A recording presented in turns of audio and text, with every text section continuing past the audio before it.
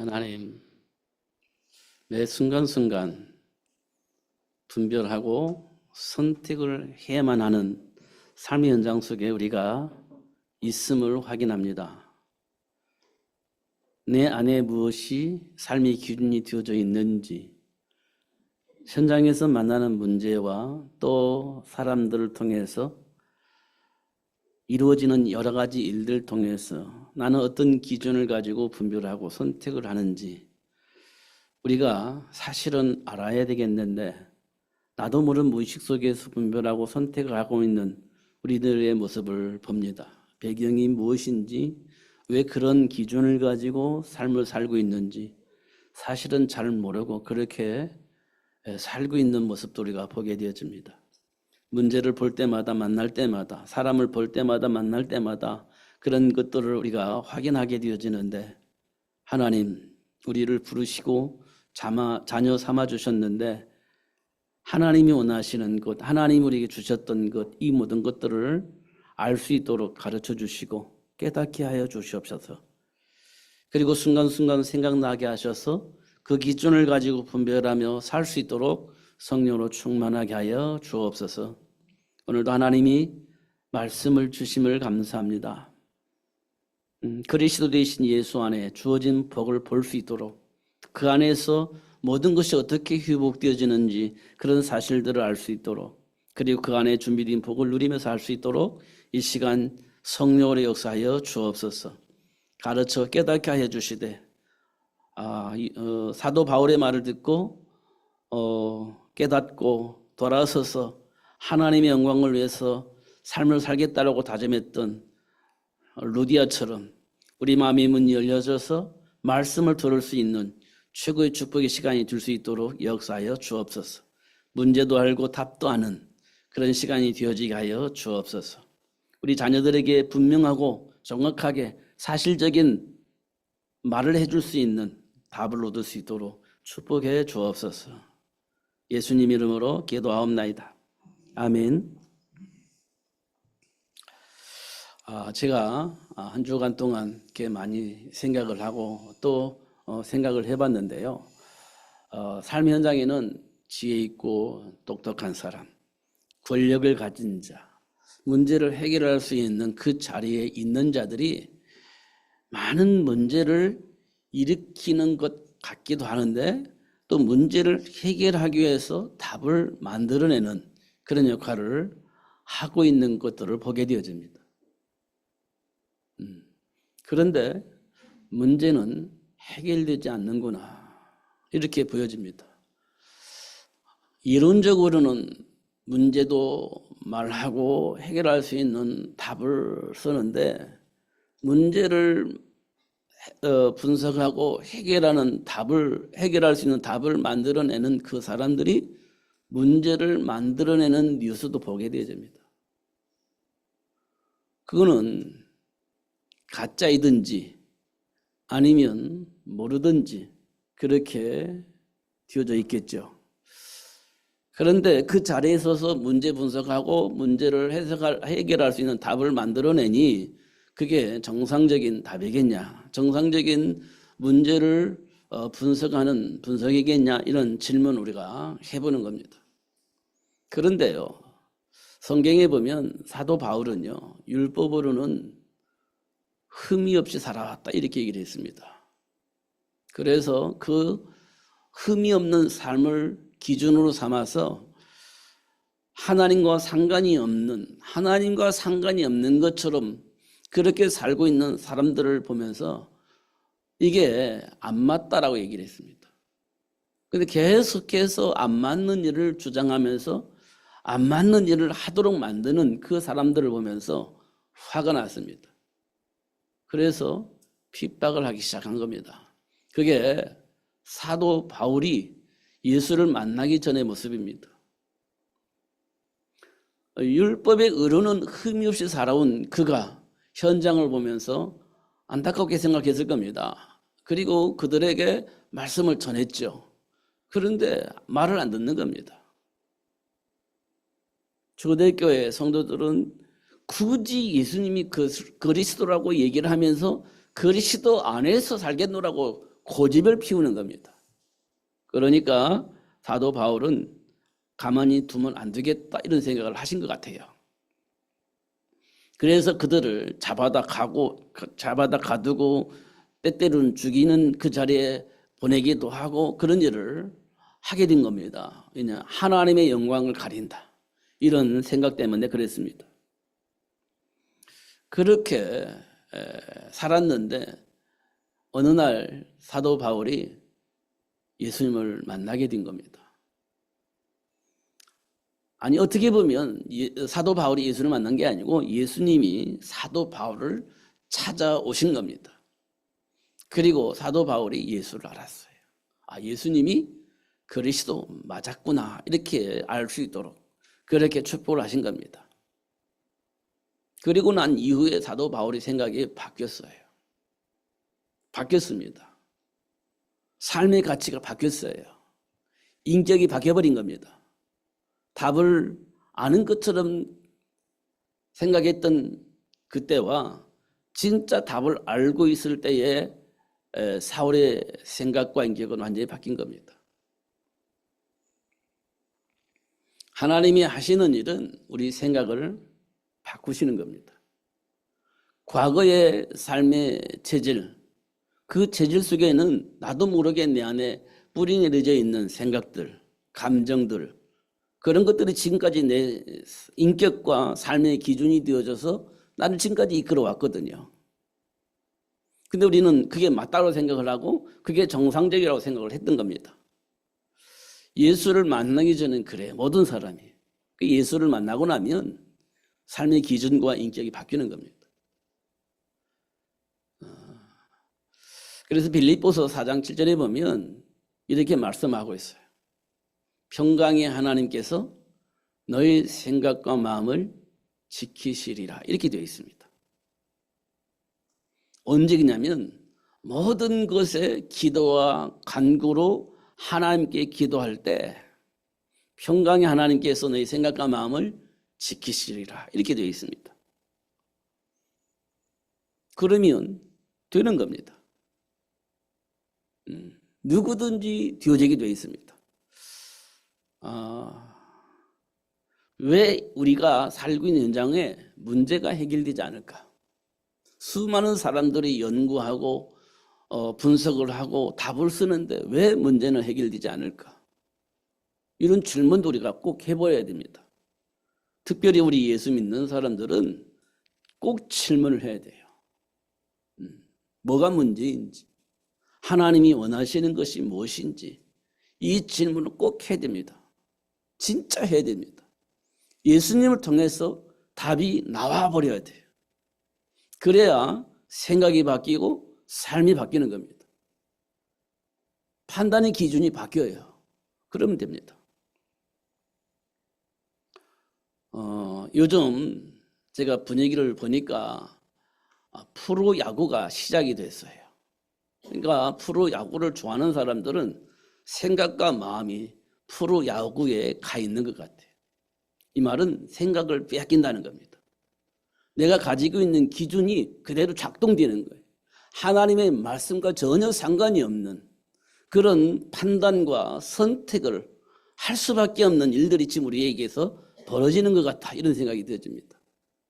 저도 한동안에는 그렇게 좋아해서 봤습니다. 근데 어느 날부터 하나님과 함께하는 삶보다는 그게 더 좋아 이렇게 느껴질 때가 있었는데 지금 그 부분이 간섭이 되어지는 것 같습니다. 제 마음속에. 그리고 생각과 마음이 지켜지려면 하나님이 주신 말씀 붙잡고 기도하는 것이 굉장히 중요하다. 그렇지 않으면 생각과 마음이 지켜지지 않는다. 이렇게 말씀을 하고 있습니다. 우리가 매 순간순간 왜 잘 안 되냐? 과거의 체질 속에서 여전히 살고 있기 때문에 안 되는 겁니다. 생각이 바뀌어져야 분별도 달라지고 판단도 달라지고 선택도 달라지는 건데 그게 안 되어지니까 과거의 체질 그걸 가지고 판단하고 선택을 하니까 결과는 똑같다는 얘기예요. 예수 믿었을 때나 예수 믿지 않았을 때나 결과는 똑같다는 얘기예요. 사도 바울은 그렇지 않았어요. 예수를 만난 이후에는요, 분명히 달라졌습니다. 생각이 바뀌었기 때문에 달라진 거예요. 배경이 달라졌기 때문에 바뀌어진 겁니다. 이런 부분들을 우리가 꼭 기억을 했으면 좋겠다. 그러면 이 땅에 많은 사람들이 왜 그렇게 생각이 안 바뀔까? 왜 그렇게 선택을 할 수밖에 없을까? 이 부분에 대한 답이 오늘 제목이에요. 나는 부활이요 생명이니 이렇게 되어 있습니다. 부활이라는 말은 살아났다는 말이거든요. 살아났다는 말은 뭘 의미냐면 죽음의 세력을 이기셨다는 거예요. 사망의 권세를 잡은 자, 마귀를 이기고 승리하셨다는 겁니다.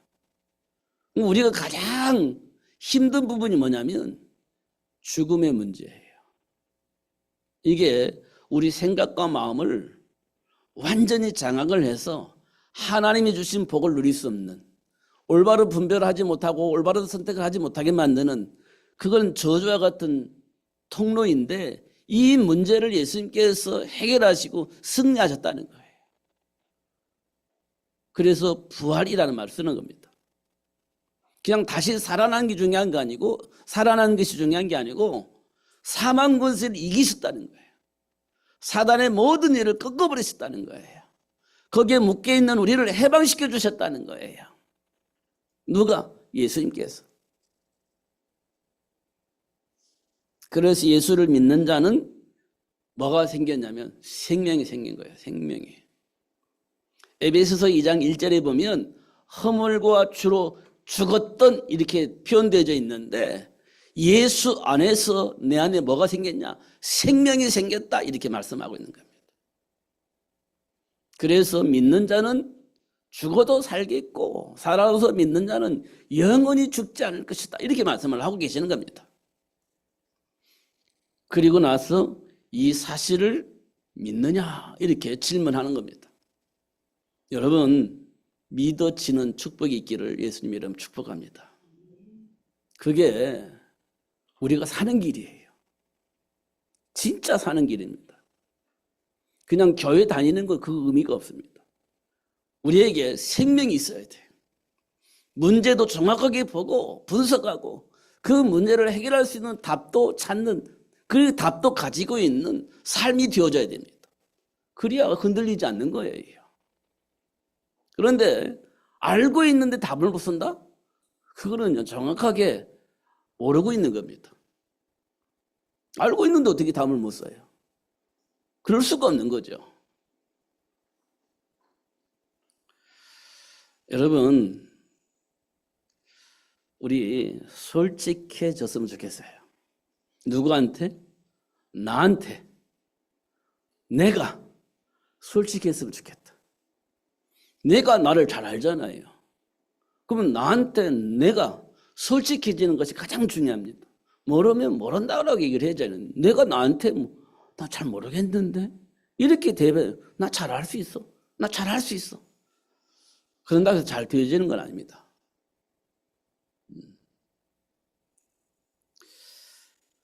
제가 어저께 유튜브를 보니까 뭐가 나왔냐면 소크라테스형 이렇게 노래가 나오더라고요. 그래서 도대체 이게 왜 유행이고 됐는지, 사람들이 왜 좋아하는지 가사를 이렇게 쭉 살펴봤습니다. 그런데 그 사람이 이제 질문하는 겁니다. 세상이 왜 이래? 이렇게 돼 있더라고요. 세상이 왜 이래? 왜 이렇게 복잡해? 왜 이렇게 힘들어? 뭐 이런 가상의 내용이에요. 근데 도대체 난 모르겠어. 알려줘. 뭐 이런 내용이더라고요. 제발 알려줘. 그렇게 얘기를 하죠. 그래서 이제 소크라테스에게 왜 그렇게 질문했을까 보니까 소크라테스가 이런 말을 했어요. 너 자신을 알라. 이렇게. 맞죠? 너 자신을 알아. 너 누구야? 너 누군지 알아? 이렇게 이제 물어보는 것 같아요. 그래서 성경에 보니까요. 도대체 너 누구야? 이렇게 질문해 본데 예수님이 하나님 우리를 창조하셨을 때는 하나님과 함께 할 수 있는 존재로 하나님 우리를 창조하셨다. 이게 성경의 첫 번째입니다. 하나님과 함께 하나님이 원하신 그 일을 이룰 수 있도록 하나님의 형상대로 인간을 창조하셨다. 이렇게 말씀하고 있어요. 하나님이 원하시는 일을 할 수 있는 삶을 살게 되어지는 거죠. 그런데 문제는 뭐냐면 하나님을 불신앙하고 하나님을 떠나는 일이 발생을 했습니다. 그 배후에는요, 악한 영이 있습니다. 사단이라고 말하기도 하고 마귀라고 말하기도 하고 귀신이라고 말하기도 하는 그 존재가 하나님의 말씀을 왜곡하여서 불신앙하게 만들고 하나님을 떠나게 만들었다. 그 이후에 이 땅의 모든 사람은 하나님의 영광이 이룰 수 없는 본질상 진노의 자녀가 되어졌다. 그리고 마귀가 시키는 대로 살 수밖에 없는 배경을 가지게 되어졌다. 이게 성경에서 말씀하고 있는 겁니다. 평생 그렇게 살다가 지옥에 갈 수밖에 없는 존재로 타락하게 되어졌다. 이게 성경에서 말씀하고 있는 내용이에요. 그럼 그들은 뭐하냐? 세상 풍조를 통해서 살게 되어지는데 마귀가 시키는 대로 일생 그렇게 사는 것이다. 이렇게 얘기하고 있습니다. 그 사람들은 어떻게 하냐? 시기와 질투와 분쟁으로 사람을 죽이기도 하고 서로 속이기도 하고 속기도 하는 그런 삶을 살고 있다. 이게 정상적인 사회겠냐? 이렇게 얘기를 하고 있는 겁니다. 그러니까 이 땅의 모든 사람은 혼돈 속에 살고 있는 것이다. 이렇게 얘기를 하고 있어요. 아무리 노력을 해도 결과는 마찬가지이기 때문에 사람들이 공허하게 되어진다. 이렇게 얘기를 하고 있습니다. 최선을 다하는데 결과는 똑같아. 그 얼마나 공허해지겠습니까? 그래서 공허하다 이렇게 얘기를 하고 있습니다. 그런데 그 배후에는 뭐가 있냐? 왜 그러냐? 했더니 흑암이 덮여있기 때문에 그렇다 라고 설명을 하고 있습니다. 그걸 알려주고 있는 거예요. 흑암이 덮쳐서 그렇게 되어진 것이다 라고 얘기를 하고 있습니다. 이게 지금 우리가 살고 있는 현장의 모습입니다. 이렇게 하나님 우리에게 말씀을 해주고 있어요. 그래서 사람들은 뭐하냐? 점을 보고 고사 지내고 부적 쓰고 그러고 가는 겁니다. 요즘 드라마 보면 부적 많이 나오더라고요. 드라마에. 왜 나오냐 했더니 막 위기 속에 있어. 막 어떻게 해야 될지 모르겠어. 그럼 딱 무당에 찾아가서 부적을 딱 붙여놓고 드라마에 많이 나와요. 우리나라 드라마에. 그걸 딱 숨겨놔요. 못 보게 사람들이. 근데 왜 숨기겠습니까? 부끄러우니까. 나도 그게 잘 인정이 안 돼. 그러니까 숨겨놓는 겁니다. 그런데 실제적으로는 불안하고 어떻게 해야 될지 몰라. 그래서 도움을 받고 싶은 거예요. 내면적으로는. 그러니까 부적을 쓰는 겁니다. 그리고 딱 숨겨놓는 거예요. 부끄러우니까. 그 자신감이 없는 거죠. 이런 것도 우리가 보게 되어집니다. 지금은 제가 같지는 않지만 저 번호동에 센터가 있습니다. 그분은 교회를 다닐까 말까 이렇게 하다가 동생은 교회 다니고 자기도 한 번씩 교회 가고 그런 사람인데 어느 날 제가 물끄러미 이렇게 벽을 쳐다보니까 하얀 종이로 덮여 있어요. 뭔가가 하얀 종이로 덮여 있어요. 보니까 자세히 보니까 부적이 붙여져 있고 그걸 가린 겁니다. 하얀 종이로. 그런 모습을 좀 봤거든요. 이 땅에 많은 사람들이 두려워서 어쩔 수 없이 해야만 하는 그런 상황 속에 있는 사람들의 모습을 보게 되어집니다. 그게 왜냐하면 하나님을 불신앙하고 떠난 이후에 두려움 속에 어쩔 수 없이 그런 상황이 되는 겁니다. 왜냐하면 아무리 노력해도 결과는 똑같으니까. 그걸 어떻게 바꿔보려고 하다 보니까 그런 일을 하게 되어지는 것을 확인하게 되어집니다. 그런 우리에게 하나님이 찾아오신 겁니다. 그런 문제의 원인과 배경을 알려주신 겁니다. 그리고 그 문제를 해결할 수 있는 길을 우리에게 주신 거예요. 그게 뭐냐? 죄와 사망의 법에 묶여있는 우리, 사단에게 평생 종로로 달 수밖에 없는 장악되어 있는 상태의 모습을 우리에게 분명하게 보여주시고, 그 문제를 스스로 해결할 수가 없으니 하나님은 이 땅에 사단의 모든 일을 멸하시고 죄와 사망의 법에서 해방시켜 주실 예수님이 이 땅에 보내주신 겁니다. 믿는 자는 하나님의 자녀가 되어지고요, 죄와 사망의 법에서 해방되어지고요, 하나님이 주신 잃어버렸던 그 모든 축복을 누릴 수 있는 축복의 문이 열리게 되어지는 겁니다. 이런 사실들을 우리가 아는 것이 중요합니다. 그래야 되는 거예요. 그렇지 않으면 아무리 노력을 해도 결국 결과는 같기 때문에 공허한 상태가 되어지는 겁니다. 이 땅에 많은 그리스도인들이 있습니다. 예수 믿는다고 교회 다니는 사람이 있습니다. 근데 결과가 같으니까 결국 또 교회에서 돌아서잖아요. 믿을 때나 안 믿을 때나 결과가 똑같아. 그러면요, 돌아서는 겁니다. 믿어도 소용이 없네, 이런 소리를 저도 많이 들었거든요. 믿어도 소용이 없더라. 결과가 똑같으니까 그래요. 왜 결과가 똑같이 나왔을 것 같습니까?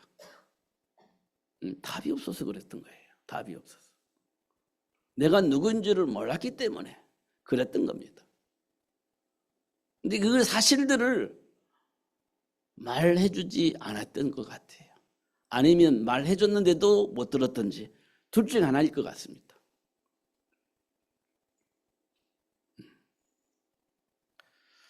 예수 믿는 사람들이 예수 믿는다고 말 안 하지 않아요. 잘 하지 않습니다. 그럼 뭐라고 말합니까? 나 교회 다녀, 이렇게 얘기를 합니다. 나 교회 다녀. 틀린 말은 아닌데요, 나는 예수 믿어, 이게 좀 좋을 것 같아요. 나 예수 믿는 사람이야, 이렇게. 그러면 예수를 왜 믿는데? 그러면 말할 수 있을 것 같아요. 예수를 왜 믿는지 말할 수 있을 것 같아요. 그만큼 우리가 예수를 아는 것이 중요하다. 그렇지 않으면 흔들려요. 흔들리지 않는 것이 이상한 겁니다. 모르는데 어떻게 흔들리지 않아요. 근데요, 모르는데 흔들리지 않는 사람이 있습니다. 그건요, 고집입니다. 교회 다니는 사람들이 자존심이 있어가지고 막 이렇게 있어요. 근데 알고 보면 몰라요. 그건요, 믿음이 아니라 고집입니다. 자존심입니다. 이렇게 이제 우리가 내가 신앙생활을 몇 년 했는데 이게 이제 자존심이고 고집이에요. 아무것도 모르면서. 그래서 이제 대화를 해보면 아무것도 몰라요. 근본을 몰라요. 답을 주지를 못하고 있어요. 그런데 자기는 예수를 믿는데요. 이런 사람들이 참 많더라고요. 저도 그 중에 한 사람이었습니다. 근데 어느 날 저에게도 하나님 오셔서 그리스도를 알게 해주심으로 진짜를 알게 되어진 거죠. 하나님은 지금도 여전히 우리에게 원하시는 것이 있다고 한다면 하나님의 본래 우리를 창조하셨던 그 사실을 알게 하시는 겁니다. 왜 창조하셨는지, 왜 하나님의 형상 창조하셨는지, 왜 하나님이 우리와 꼭 함께 하셔야만 하는지 그 이유를 알 수 있도록 하나님의 역사를 하시는 거예요. 근데 반대로 우리는요, 잘 안 믿어지지 않습니까? 알겠는데 안 믿어지지 않습니까? 그러니까 현장에서는요, 잘못된 선택을 하는 거예요. 그걸 보고 내면의 문제, 이렇게 우리가 볼 수 있어요. 영적 문제, 내면의 문제, 이렇게 볼 수가 있죠. 아브라함을 통해서 우리에게 보여주신 거예요. 복의 근원으로 부름받았는데 문제가 오니까 어떻게 해야 될지를 모르는 겁니다. 문제도 모르고 답도 모르는 겁니다, 사실은. 그러니까 일단 살아야 된다는 이 생각밖에 없어요. 그러니까 하나님을 불신앙하고 가나안 땅을 떠나서 애굽으로 가는 거죠. 이 땅의 모든 사람은 당연하게 그렇게 해석하고 그런 선택을 하는 것이 당연하다라고 생각을 하고 있을 겁니다. 지금 여러분도 당연히 그렇게 해야 되는 거 아니야? 이렇게 생각할 수밖에 없는 상황이 있을 겁니다. 지금 만났는데 당연히 먹을 것이 있는 곳을 찾아가야지. 당연한 거 아니야? 이렇게 생각을 할 겁니다. 근데 하나님은요, 그걸 정답이라고 말하지 않고 오답이라고 말을 하는 겁니다. 이 부분에 대해서 여러분은 해석이 되어야 돼요. 이 부분이 해석이 되어져야 된다고. 지금 삶의 현장에 기가 만나가지고 먹을 것이 없어 죽을 수밖에 없는 상황인데 이걸 어떻게 해석할 거냐는 거예요. 이게 창세기 12장에 기록되어 있는 내용이에요. 창세기 기록되어 있는 내용이에요. 그리고 난 이후에 하나님께서 아브라함에게 깨닫게 하시고 하나님 편에 설 수 있도록 역사하시는 것을 볼 수 있어요. 다 양보하고 하나님 편에 서 있던 아브라함. 과거에는 하나님을 버리고 삶을 선택한 아브라함이 하나님의 은혜 속에서 답을 얻은 아브라함은요, 다 버리고 하나님 편에 서는 모습을 보게 하신 겁니다. 하나님께서 아브라함을 복의 근원이 되어지게 하시고 그 복을 누릴 수 있도록 그렇게 역사하시는 것을 확인할 수 있습니다. 이걸 보고 우리는 내면 치유 이렇게 얘기를 합니다. 우리는 스스로 할 수가 없으니 삶의 문제를 통해서 하나님이 내면에 있는 잘못 각인되어져 있는 해석의 방법을 바꿔주시는 겁니다. 선택을 정상적으로 할 수 있도록 바꿔주시는 겁니다. 이걸 내면 치유 이렇게 얘기를 합니다. 그러면서 예수님이 십자가 밖에 돌아가실 때 양쪽에 강도가 있었습니다. 한편 강도, 우편 강도, 좌편 강도 이렇게 얘기를 합니다. 좌편이 우편인지는 몰라. 근데 성경에 보면 한편 강도라고 하는데 우리는 대부분 우편 강도라고 얘기를 합니다만 그 우편 강도가 예수님을 향해서 이렇게 말합니다. 당신이 낙원에 이르를 때 나도 그곳에 가고 싶습니다. 이렇게 얘기를 합니다. 성경에는 한편 강도라고 했어요. 근데 우리는 우편 강도로 얘기를 하기도 합니다. 그때 예수님께서 뭐라고 말씀하셨냐면 그래 나와 함께 낙원에 가자 이렇게 얘기를 하신 겁니다. 이 말은 십자가의 형을 받았다는 말은 이분이 정상적인 삶을 안 사는 겁니다. 악 중에 악인이에요. 최악의 악인이에요. 그래야 십자가 형을 받는 거니까. 그 악인 중에 한 사람이 예수님과 함께 십자가에 박혀 죽었어요. 그때 한 강도가 이렇게 얘기를 합니다. 나도 당신이 낙원에 갈 때 갔으면 좋겠습니다.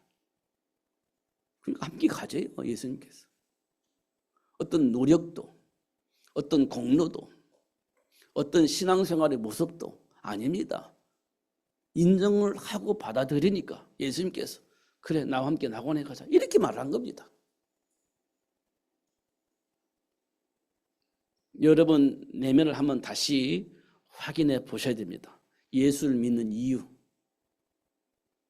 동기, 지금 나의 신앙생활이 어떤 방향을 향해서 가고 있는지 한 번쯤 우리가 생각해 볼 필요가 있다. 그리고 돌아온 탕자가 돌아왔을 때 아버지 반응과 형의 반응이 달라요. 우리는 형의 반응을 가지고 있어요. 형이 가지고 있는 생각을 우리가 가지고 있습니다.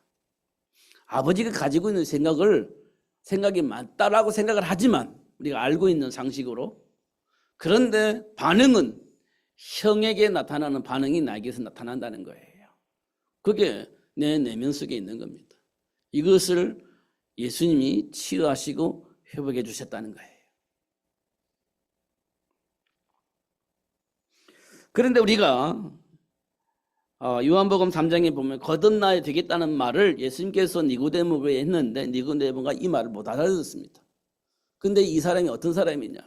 이스라엘 백성을 가르치는 지도자입니다. 말씀을 가르치는 올바른 길로 인도하는 지도자예요. 근데 이 사람이 뭘 모르냐면 거듭남의 비밀을 몰라요. 그러면 이 사람에게 배운 사람은 거듭남의 비밀을 알아요, 몰라요? 몰라요. 이스라엘 백성들이 몰랐던 겁니다. 그래서 예수님이 오셔서 그 말을 하는데 몰라요. 그럼 이스라엘 백성은 어떻게 하겠습니까? 망하는 길을 가고 있는 거지. 답을 모르니까 망하는 겁니다. 무슨 짓을 해도 망해요. 거듭나지 않으면 무슨 짓을 해도 망해요. 이스라엘 백성은 뭐 했겠습니까? 하나님께 예배하고 제물을 드리고 다 했겠죠. 그래도 망해요. 거듭남의 비밀을 모르면. 지도자 그러니까. 예수님이 오셔서 니고데모에게 그런 사실을 말한 겁니다. 근데 몰라요. 드러내 주신 겁니다. 우리가 예수 믿는데 예수를 왜 믿는지 몰라. 그러면 이제 곤란해지는 겁니다. 중요한 것은 하나님께서 우리에게 하나님의 형상대로 창조하시고 부활하신 예수님께서 우리에게 하신 말씀이 뭐냐면 세상 끝날 때까지 항상 함께 하시겠다는 거예요. 항상 우리와 함께 계시다는 거예요. 그럼 우리는 망하지 않는다는 거죠. 음부의 권세에 이길 수 없다는 거죠. 결코 우리는 망하지 않는다는 거예요. 왜냐하면 세상 끝날 때까지 항상 우리와 함께 계신다고 하니까 안 망하는 거지. 망할 수가 없는 거지. 망하고 싶어도 망하지 못하는 거지. 하나님은 우리와 함께 계시니까. 중요한 것은요, 가르쳐 주신다는 거예요. 깨닫게 하신다는 거예요. 생각나게 하신다는 거예요. 하나님과 함께하는 축복이 무엇인지 알 수 있도록, 그리고 깨닫고 그 안에 준비된 복을 누릴 수 있도록 생각나게 하신다는 거예요. 그럼 망할 수가 없는 거죠. 실패할 수가 없는 겁니다. 더더군다나 계속 우는 사자처럼 삼킬 자를 찾고 있는 공격하는 사단이 오는데 그걸 이겨먹을 수 있는 권세구리가 있다는 것을 알려주신다는 거예요. 우리가 문제될 게 없는 거지. 세상의 임금이라고 말하는 사단이 우리를 공격해올 때 그걸 이겨먹을 수 있는 힘이 있다는 거, 우리에게. 그걸 알려주시기 위해서 우리를 불렀다, 이렇게 말씀을 하고 있습니다. 그럼 문제될 게 하나도 없는 거지. 이렇게 우리에게 말씀을 하고 있습니다. 이 사실을 복의 근원인 아브라함에게 알려주셨고 예수님이 수제자인 베드로에게도 그 사실을 알려서 현장을 살릴 수 있는 어린 양을 먹일 수 있도록 축복을 하셨습니다. 그리고 핍박자 사도 바울을 불러서 그 현장에 있는 모든 사람, 너와 같은 사람, 너 같은 철학자, 너 같은 종교인, 너 같은 그 열성분자들 현장에서 많이 봤지. 그들이 뭐가 문제인데 문제를 알았어요. 왜냐하면 바울이 자기가 무엇 문제인지 이론적으로나 철학적으로나 아무 부족하지 않아요. 율법으로는 흠이 없는 사람이니까. 근데 부족한 거 하나밖에 없어요. 하나님과 함께하는 비밀 대신 예수를 몰랐다는 거예요.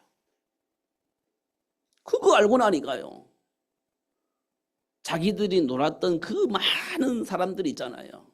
많은 현장들 있잖아요. 다 보니까 똑같아, 자기야. 그러니까 그 현장에 뭐만 알려주면 되냐? 예수가 그리스도라는 사실을 알려주기만 하면 되는 거예요. 그래서 결국은 사도 바울은 이 로마 정치, 로마 경제, 로마의 문화, 이 모든 배후에 참 훌륭하고 멋있는데 하나만 비어 있는 거예요. 예수 그리스도를 모른다는 겁니다. 그 로마의 화려한 정치와 경제 문화가 있는데 딱 하나 비어 있어요. 하나님과 함께하는 비밀 되신 예수를 모르는 거예요. 이 사실을 알려줘야 되겠다. 이게 사도 바울이 가지고 있는 생각입니다. 이것 때문에 하나님 나를 부르셨구나. 그럼 이 사실을 알리는 것이 중요한데 그런 사람이 없잖아요. 그래서 회당에서, 서원에서 그런 인물을 키운 겁니다. 그런 인물을 만들어낸 겁니다. 그리고 어디로 갔습니까? 다 현장으로 파견하면서 전부 다 현장으로 파송한 거예요. 직장으로, 사업장으로 다 파송한 거지. 그래서 그 현장에서 그리스도 안에 준비된 복을 누리면서 영향을 입히는 삶을 살 수 있도록 그렇게 돕는 자가 되어진 겁니다. 사도 바울이 그랬어요. 그러면서 사람들이 사도 바울이 뭐라고 고백했냐? 나는 죄인 중에 괴수야. 나는 원래 그런 사람이었어. 근데 하나님의 은혜로 내가 이런 복을 받았어. 이렇게 고백을 하면서 뭐라고 말했냐? 모든 것을 배설물로 나 여길 거야. 나는 그리스도 외에는 배설물이야. 그리스도 일에 방해가 되어지는 건 다 배설물이야. 나는 오직 예수 붙잡고 살 거야. 이렇게 결론이 나타난 겁니다. 왜냐? 죄와 사망의 법에 묶여 있는 나를 해결해 주신 분, 사단에게 평생 종노릇하며 살아야 할 나를 살리신 분, 그분이 예수밖에 없다. 이렇게 결론을 낸 겁니다. 결국 하나님께서 주신 정복하고 다스릴 수 있는 복, 하나님 주셨어요. 그 증거로 가나안 정복하게 하셨어요. 그 증거로 로마를 정복할 수 있도록 하셨어요. 그리고 우리를 향해서는 세계를 복음으로 바꾸라고 말씀을 하고 계시는 겁니다. 가나안 정복을 할 수 있도록 역사하셨던 그 하나님이, 로마를 복음으로 바꿀 수 있도록 축복하셨던 그 하나님이 우리를 향해서는 세계를 복음화할 수 있도록 하시겠다고 약속을 하신 겁니다. 이 일에 증인이 되어질 수 있도록 하나님께서 우리에게 축복을 하셨다는 거예요. 여러분 삶의 배경을 봐보세요. 무슨 배경 속에서 지금까지 살았는지, 무엇 때문에 갈등하고 혼돈 속에 방황하며 살았는지, 왜 타락하며 살았는지 한번 잘 확인해 보시기 바랍니다. 그 현장에 증인으로 설 수 있도록 하나님이 우리를 축복하셨다는 사실을 확인할 수 있습니다.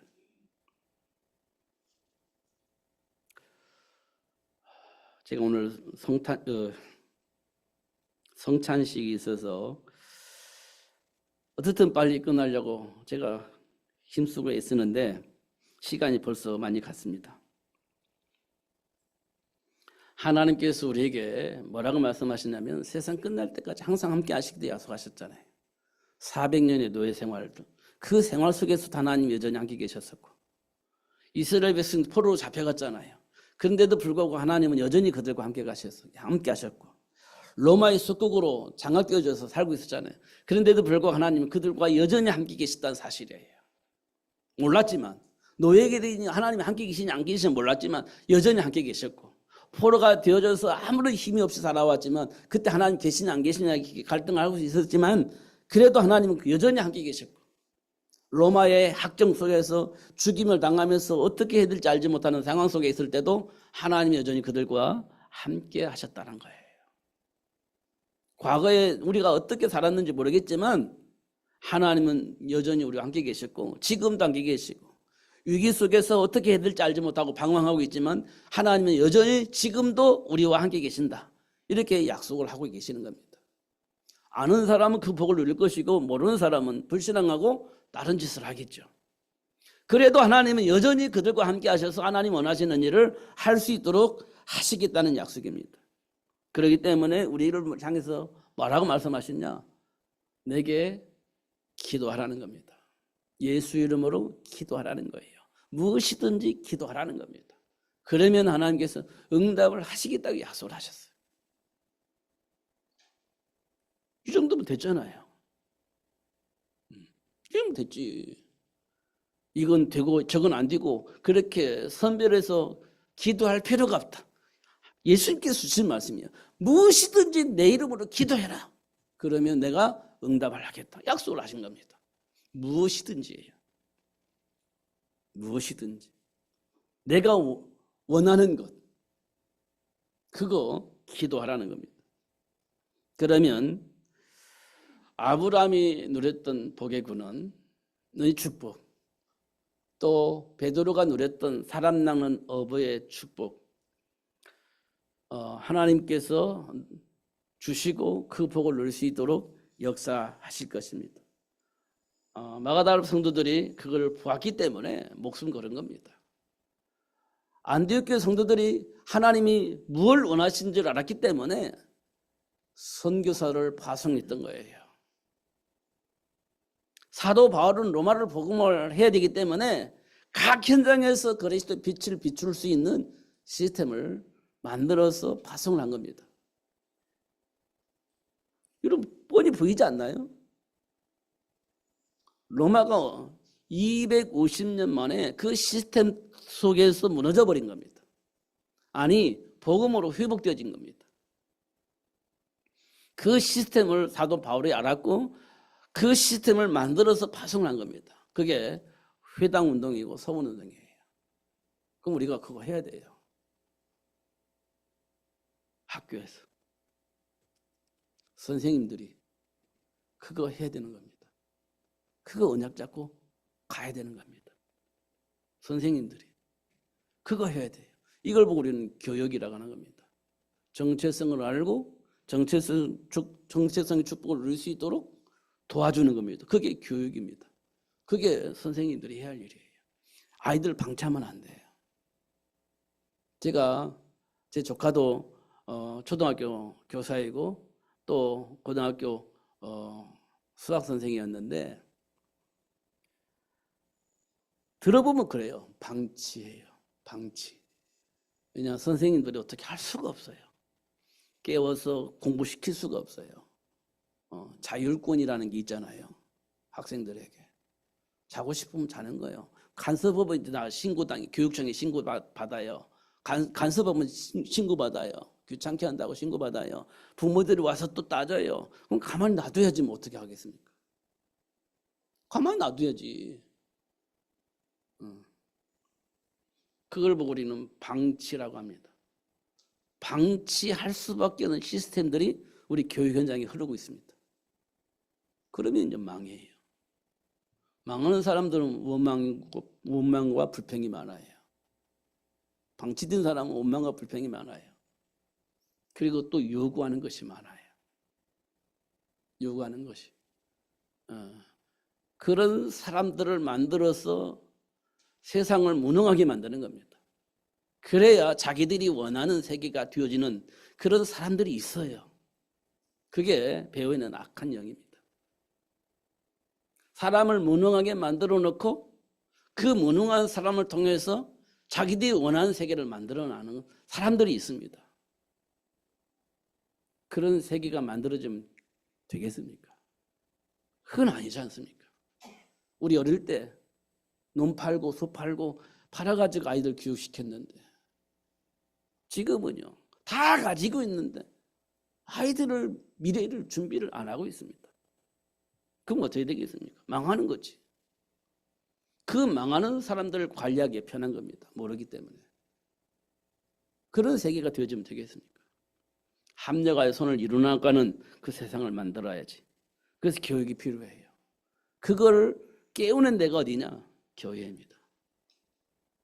하나님 주신 그 축복 속에서 누릴 수 있도록 도울 수 있는 교회 장소가 교회예요. 이 교회가 무너지면 세상 무너지는 겁니다. 이런 사실들을 우리가 꼭 기억을 해야 됩니다. 진짜로. 안 되겠지만 한 걸음 한 걸음 가는 거예요. 천리길도 한 걸음이라면서요. 그러니까 가는 거예요. 가다 보면 목적지가 오는 거예요. 여러분에게 주어진 복입니다. 놓치지 마시고 지금 환경 때문에 낙심하지 마시고 하나님의 배경 속에서 준비된 복을 보시고 그 복을 누리면서 승리하시는 여러분이 되시기를 예수님의 이름으로 축복합니다. 기도하겠습니다. 하나님 아버지 감사합니다. 오늘도 최고의 복을 주시고 알게 해주셔서 감사합니다. 놓치지 않고 누릴 수 있도록 성령으로 충만하게 하여 주옵소서. 예수님 이름으로 기도하옵나이다. 아멘.